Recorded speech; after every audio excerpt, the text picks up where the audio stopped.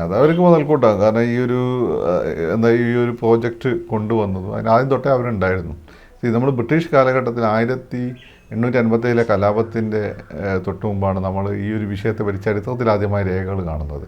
അതായത് ഇവിടെ അയോധ്യയിൽ രാമക്ഷേത്ര പള്ളിയിരിക്കുന്ന സമയത്ത് ക്ഷേത്രമുണ്ട് എന്ന് പറഞ്ഞ് ഹിന്ദുക്കൾ അവകാശവാദം ഉന്നയിച്ചെന്നുള്ള രേഖ അവിടുത്തെ ഒരു മജിസ്ട്രേറ്റിൻ്റെ രേഖ നമ്മൾ കാണുന്നത്. അത് കഴിഞ്ഞിട്ട് കുറേ കാലം പിന്നെ ബ്രിട്ടീഷുകാർ ഒരു ഡിവൈഡ് ആൻഡ് റൂൾ പോളിസിയുടെ ഭാഗമായിട്ട് ആ ഒരു ഏരിയ അവരാ രീതിയിൽ വലിയ സംഘർഷം ഉണ്ടായില്ല എങ്കിൽ പോലും അവരെ ഉപയോഗിച്ചിരുന്നു എന്നുള്ള സത്യമാണ്. അത് കഴിഞ്ഞ് സ്വാതന്ത്ര്യാനന്തരം RSS വിശ്വ ഹിന്ദു പരിഷത്തുമാണ് ഈ ഒരു വിഷയം ഏറ്റെടുത്തത് 47-48 ആ ഒരു കാലഘട്ടത്തിൽ. അതിനുശേഷം പിന്നെ വളരെ കാലത്തിന് ശേഷം രാജീവ് ഗാന്ധിയാണ് ഈ ശബാനു കേസ് വിധിയുമായിട്ട് ബന്ധപ്പെട്ട് ശരിയായ നിയമത്തെ മറികടന്നുകൊണ്ട് മുസ്ലിം വിവാഹമോചിതയാവുന്ന മുസ്ലിം സ്ത്രീകൾക്ക് ജീവനാംശം കൊടുക്കാൻ ഇസ്ലാമിക നിയമപ്രകാരം ബാധ്യതയുണ്ട് എന്ന് പറഞ്ഞുകൊണ്ട് ഒരു ഇടപെടൽ നടത്തിയിട്ടുള്ളത് സുപ്രീം കോടതിയായിരുന്നു. അപ്പം ശബാനു കേസിൽ ഈ പറയുന്ന സുപ്രീം കോടതിയെ വിധി വളരെ നിർണായകമായ വിധിയായിരുന്നു. അതായത് ഇസ്ലാമിക നിയമപ്രകാരം ശരിയായ നിയമപ്രകാരം വിവാഹമോചിതയാകുന്ന മുസ്ലിം സ്ത്രീകൾക്ക് ജീവനാംശത്തിന് അവകാശമുണ്ട് എന്ന് പറഞ്ഞുകൊണ്ടുള്ള ഒരു വിധിയാണ് സുപ്രീം കോടതി പുറപ്പെടുവിച്ചത്. It was a very progressive judgement from the part of the Supreme Court. അതിന് ഇന്ത്യയിലും കേരളത്തിലൊക്കെയുള്ള മുസ്ലിംസ് വലിയ പ്രശ്നം ഉണ്ടായി. കാരണം ശരിയായ നിയമത്തെ കൈകടത്താൻ വളരെ ദുർവ്യാഖ്യാനം ചെയ്തുകൊണ്ടാണ് കോടതി വിധി വന്നത് എന്നൊക്കെ പറഞ്ഞുകൊണ്ട്. അപ്പോൾ രാജീവ് ഗാന്ധി ആ സമയത്ത്, കാരണം മുസ്ലിംസിന് അന്ന് ഏറ്റവും കൂടുതൽ വോട്ട് ചെയ്തിരുന്നത് കോൺഗ്രസിനാണ് ഉത്തരേന്ത്യയിൽ, കേരളത്തിലെല്ലാം തന്നെ. രാജീവ് ഗാന്ധി അതിനെ മറികടക്കുന്ന നിയമനിർമ്മാണം കൊണ്ടുവന്നു. അതോടുകൂടി മുസ്ലിംസ് ഹാപ്പിയായി. പക്ഷേ ഹിന്ദുസിനിടെ വലിയ പ്രശ്നമായി ഈ പറഞ്ഞ പോലെ. കാരണം മുസ്ലിംസിനോട് പ്രീണനം നടത്തുന്നു എന്നുള്ള ഒരു RSSൻ്റെയും പിന്നെ ഈ പറയുന്ന BJPയുടെയും ജനസംഘത്തിൻ്റെയൊക്കെ തന്നെ ഉള്ള പ്രചാരണത്തിന് ബലം കൊടുക്കുന്ന പോലെയായി ആ നിയമനിർമ്മാണം. അതിനൊന്ന് ശമിപ്പിക്കാൻ വേണ്ടിയിട്ടാണ് രാജീവ് ഗാന്ധി രാമക്ഷേത്രത്തിൻ്റെ വളരെ കാലത്തിന് ശേഷം അവിടെ പൂജ നടക്കാൻ വേണ്ടി തുറന്നു കൊടുത്തത്, തർക്കം വന്നതിന് തുറന്നു കൊടുത്തത്. ബാബറി മസ്ജിദ് ജന്മഭൂമി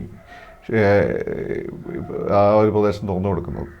അതോടുകൂടിയിട്ടാണ് അതോടുകൂടി മുസ്ലിംസ് എതിരായി. റാണിഗഞ്ചിൽ നടന്ന ബൈ ഇലക്ഷന് മുസ്ലിംസ് എല്ലാം കോൺഗ്രസിനെതിരായി വോട്ട് ചെയ്തു.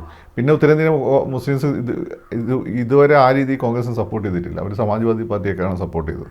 ഇപ്പം മോഡിനെ പേടിച്ചെല്ലാം കൂടി കോൺഗ്രസിൻ്റെ രാഹുൽ ഗാന്ധിയുടെ പിന്നാലെ കൂടി നല്ലതായി അവർ കോൺഗ്രസിന് സപ്പോർട്ട് ചെയ്തിട്ടില്ല. അത് അവരുടെ വേറൊരു വിഡിത്തമാണ്. ചരിത്രപരമായ ഉൾക്കാഴ്ചയില്ലാത്തതിൻ്റെ പ്രശ്നമായിരുന്നു. അതിന് ഏറ്റവും കൂടുതൽ ഗുണം കിട്ടിയത് BJPക്ക് തന്നെയാണ്. അങ്ങനെ ഉത്തരേന്ത്യ സത്യം മുസ്ലിംസിൻ്റെ സ്ഥിതി കൂടുതൽ കഷ്ടത്തിലാക്കിയ മുസ്ലിംസ് തന്നെയാണ്. അവരുടെ ലീഡർഷിപ്പിന് നേർക്കാഴ്ചയോ ഉൾക്കാഴ്ചയോ ദീർഘ വീക്ഷണമോ ഉണ്ടായിരുന്നില്ല എന്നുള്ളതാണ് സത്യം. അപ്പം അത് കഴിഞ്ഞു. അങ്ങനെ പിന്നെ അവിടെ തൊട്ടാണ് BJPയുടെ വളർച്ച. പിന്നെ BJPയുടെ വളർച്ചയുടെ എല്ലാ ഘട്ടത്തിലും ഇപ്പം നരേന്ദ്രമോദി തന്നെ 2001 അദ്ദേഹം മുഖ്യമന്ത്രി എന്ന ഗുജറാത്ത് കലാപമായിട്ട് ബന്ധപ്പെട്ടിട്ട് അന്നുണ്ടാക്കിയ ഒരു ഹിന്ദു വോട്ടിൻ്റെ കൺസോൾട്ടേഷൻ അദ്ദേഹത്തിന് അനുകൂലമായി. ഗുജറാത്ത് കലാപം ഉണ്ടാകാൻ കാരണം എന്ന് വെച്ചാൽ കർസേവ അയോധ്യയിൽ നിന്ന് മടങ്ങി വരുന്ന തീർത്ഥാടകരെ സഞ്ചരിച്ചിരുന്ന തീവണ്ടി ഈ ഗോദ്രയിൽ ചക്കമിക്കപ്പെടുകയും അതിൽ തീവെപ്പിൽ 42ഓളം രാമഭക്തർ കൊല ചെയ്യപ്പെടുകയും ചെയ്ത സാഹചര്യത്തിൽ നിന്നാണ് ആ ഒരു കലാപം ഉണ്ടാകുന്നത്. അങ്ങനെ പിന്നെ BJPയുടെ വളർച്ച എല്ലാം തന്നെ രാമക്ഷേത്രവുമായിട്ട് ബന്ധപ്പെട്ടിട്ടാണ്. അവരാണത് മുന്നോട്ട്. BJP ആ രീതിയിൽ ശക്തമായി നിന്നിട്ടില്ലായിരുന്നെങ്കിൽ രാമക്ഷേത്രം ഉണ്ടാകുമെന്ന് എനിക്ക് അത് തോന്നുന്നില്ല. ഇന്നത്തെ കോടതി വിധി പോലും ഒരുപാട് ലാഗാകുകയാണ്. കാരണം കോൺഗ്രസിന് പേടിയാണ് ഈ കോടതി വിധി എങ്ങനെ വന്നാലും. പക്ഷേ അനുകൂലമായിട്ട് രാമക്ഷേത്രം അനുകൂലമായി വന്നാൽ മുസ്ലിംസ് എതിരായി വന്നാൽ ഹിന്ദുസ് മൊത്തം എതിരാവും, കലാപങ്ങളായി മാറും. അപ്പോൾ കോൺഗ്രസിന് ഒരു തീരുമാനം എടുക്കാൻ പറ്റില്ലായിരുന്നു. മറ്റ് സോക്കോൾഡ് സെക്കുലർ പാർട്ടികൾക്ക് അവർക്ക് എന്തായാലും അവരുടെ ഇടതുപക്ഷത്തെ മാറ്റി നിർത്തി കഴിഞ്ഞാൽ ഈ പറഞ്ഞ സമാജ്വാദി പാർട്ടിക്കാരനോ അല്ലെങ്കിൽ ലാലുവിൻ്റെ മക്കൾക്കോ അവരുടെ വീട്ടിലേക്ക് പണം എത്തിയാൽ പോരെ, അവർക്ക് വേറെ എന്തെങ്കിലും കമ്മിറ്റ്മെൻ്റ് ഉണ്ടോ? അപ്പോൾ അവരൊന്നും ഈ തീരുമാനം എടുക്കില്ലായിരുന്നു. BJP അതിൽ പ്രത്യേക ഇനീഷ്യേറ്റീവ് എടുത്തു. കാരണം അവരുടെ വളർച്ചയുടെ ഒരു ഘടകമായിരുന്നു അത്, പ്രധാന ഘടകമായിരുന്നു. അത് മാത്രമല്ല അവർക്ക് ഈ വിഷയത്തോടെ കമ്മിറ്റ്മെൻ്റ് ഉണ്ട്. RSSകാരൻ നിങ്ങൾ എന്തൊക്കെ കുറ്റം വന്നാലും ബേസിക്കലി അതിശക്തനായ ഹിന്ദു മതവിശ്വാസിയാണ്. അവരെ സംബന്ധിച്ച് രാമൻ അതിൻ്റെ ഒരു പില്ലറാണ്, അവിശ്വാസത്തിൻ്റെ പില്ലറാണ്. അതുകൊണ്ട് ആ രീതിയിലൊരു നിലപാടെടുത്ത് മുന്നോട്ട് പോയതിൻ്റെ ഗുണം ഓൾറെഡി അവർക്ക് കിട്ടിയിട്ടുണ്ട്. ഇതിലിപ്പോൾ കൂടുതലായിട്ട് ഇനി പ്രത്യേകിച്ചൊന്നും കിട്ടാനില്ലാന്ന് തോന്നുന്നു. അല്ലെങ്കിൽ ഈ ഭരണം മോശമാണ്, ഈ ഭരണം കുഴപ്പമില്ലാത്ത ഭരണം. അപ്പം അതുകൊണ്ട് ഇത് ഒരു ഐസിങ് ഓൺ ദ കേക്ക് എന്നൊക്കെ പറയില്ലേ നമ്മൾ, കേക്കിൻ്റെ മുകളിൽ ഒരു പ്ലം വെക്കുന്ന പോലെയേ ഉള്ളൂ. അയോധ്യ ഇപ്പോഴത്തെ സാഹചര്യത്തിൽ BJP ഗുണം ചെയ്യുന്നു. ഓൾറെഡി അവർ നല്ല പെർഫോമൻസോടുകൂടി തിരിച്ച് അധികാരം നിലനിർത്താനുള്ള സാഹചര്യമാണുള്ളത്. എങ്കിൽ പോലും അവർക്കതൊരു ഗുണകരമായി കൂടുതൽ സീറ്റുകളും വോട്ടുകളും അവർക്ക് നേടിക്കൊടുക്കും. മാത്രമല്ല ഭാവിയിൽ അവർക്ക് ഗുണകരമായി എല്ലാ സമയത്തും അവർക്ക് പറയാം വി ആർ ബിഹൈൻഡ് ഇറ്റ് എന്ന് പറയാം.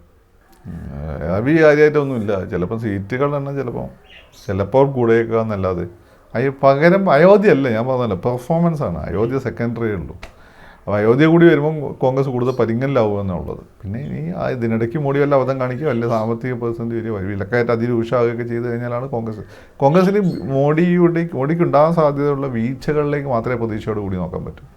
അല്ല ഈ സെക്യുലറിസം ഡെമോക്രസി വന്നാൽ ഒത്തിരി ഇതൊന്നും ചിലവാവില്ല. അല്ല ആളുകളുടെ ജീവിതത്തിൽ അടിയന്തരാവസ്ഥ പോലെ ഫീൽ ചെയ്യണം. അങ്ങനെ ഫീൽ അവിടെ ഭൂരിപക്ഷം ജനവിഭാഗത്തിനില്ല. ന്യൂനപക്ഷത്തിന് ഗുജറാത്ത് കലാപത്തിന് ശേഷം അല്ല ഇൻ ദ സെൻസ് മോഡി അധികാരത്തിൽ വന്നതിന് ശേഷം ആപ്പാടെ ഡൽഹിയിലൊരു കലാപം ഉണ്ടായിട്ടില്ല, അല്ലെങ്കിൽ ഗുജറാത്ത് കലാപം പോലെ വലിയ കലാപങ്ങളും ഉണ്ടായിട്ടില്ല. പിന്നെ അതുകൊണ്ടൊക്കെ മാത്രമല്ല, പിന്നെ ഈ പറയുന്ന പോലെ സെക്കുലർ പാർട്ടികൾക്ക് എന്ത് ചെയ്യാൻ പറ്റുമെന്ന് അവർക്ക് ഏതാണ്ട് മനസ്സിലായിട്ടുമുണ്ട്. പലരും തങ്ങളെ പറ്റിക്കുകയായിരുന്നു. അപ്പോൾ ഇതൊക്കെ കൊണ്ട് തന്നെ ഒരു വോട്ടേഴ്സിൻ്റെ കൺസോൾട്ടേഷൻ ബുദ്ധിമുട്ടാണ്. ഇന്ത്യ സഖ്യം എന്ന് വെച്ചാൽ വ്യത്യസ്ത ഫീച്ചേഴ്സുള്ള, വ്യത്യസ്ത ആശയങ്ങളുള്ള, വ്യത്യസ്ത കുടുംബങ്ങളുടെ ആഭിമുഖ്യമുള്ള ഒരു സംവിധാനമാണ്. അത് ജനങ്ങളെ കൺവിൻസ് ചെയ്യിക്കാൻ പറ്റില്ല എന്നുള്ളതാണ്. പിന്നെ കോൺഗ്രസ് പുതുതായിട്ടൊന്നും മുന്നോട്ട് വെക്കുന്നില്ലല്ലോ, ഈ വെച്ചതൊക്കെ തന്നെയല്ലേ. രാഹുൽ ഗാന്ധിയുടെ യാത്രയൊക്കെ അതിൻ്റെ ഇടയ്ക്ക് സംഭവിക്കുന്നുള്ളൂ. അപ്പോൾ അതുകൊണ്ട് നിലവിലുള്ള സാഹചര്യത്തിൽ BJPക്ക് ഒരു ഓൾട്ടർനേറ്റീവ് ഞങ്ങളേ ഉള്ളൂ എന്നുള്ള സന്തോഷം മുന്നോട്ട് വെക്കാം. അത് മാത്രമേ വെക്കാൻ പറ്റുള്ളൂ. നിങ്ങൾക്ക് BJPയുടെ മടുത്തെങ്കിൽ ഞങ്ങളെ ഈ ഒന്നും കൂടി പരീക്ഷ വെക്കുക, നമുക്ക് ഗുമ്മാക്കാം, അങ്ങനെ പറയാൻ പറ്റും.